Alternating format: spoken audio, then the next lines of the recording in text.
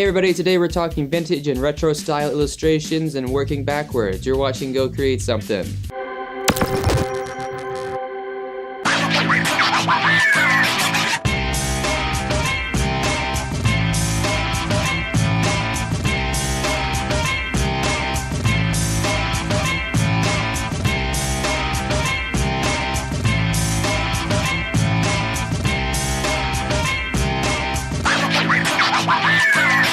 So we get this newsletter from Adobe. It's called Adobe Create, I think, and there are some fantastic articles in it, and I wanted to share one with you guys today. It's talking about illustrator Tavis Coburn. This guy is fantastic. He specializes in vintage and retro style illustrations from the 40s, or from the 50s and 60s, that era sort of thing.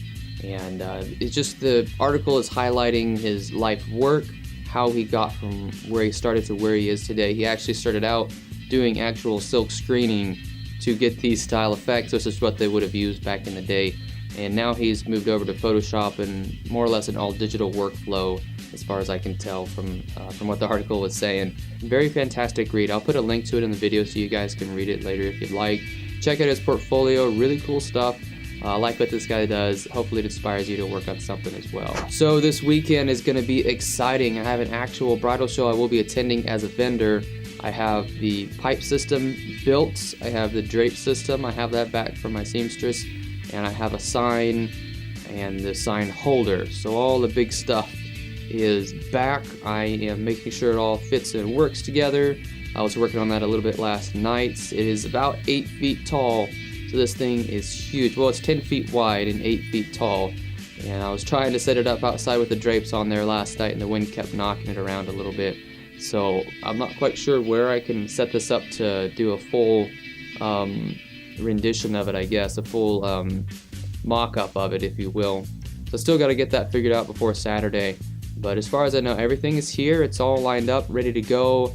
I've bought 2 tablecloths and had them sewn together, so I have a lot more room to put risers and stuff under the actual tablecloth and kind of give it some more dimension and that sort of thing.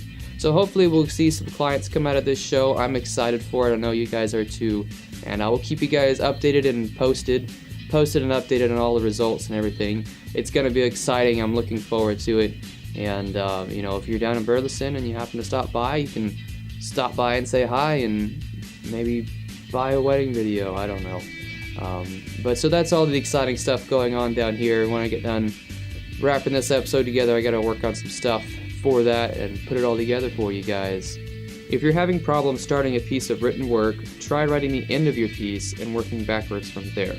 This is something I remember being taught when I was learning how to write scripts for movies and TV and that sort of thing, is that you want to start with your end idea and, like the quote was saying, go backwards from there. You could take a crime drama, for example. You know, I tried to write one once and started where the viewer starts, you know, and try and gather all these clues. I would create all these clues and try and force them into working as actual crime, and it just did not work at all. You really want to, what you do is you create a crime, you write it, and then you create all these clues and stuff that the criminal would have left behind. And then you create some sort of agency, you know, police officers, detectives, agents, whatever, to kind of pick up on these clues, and that's your tool to kind of show the audience, to reveal to the audience the actual whodunit kind of thing. And that's the method that you really want to go about when writing, especially like a crime show. You just make sure there are no loose ends and everything wraps together very nicely.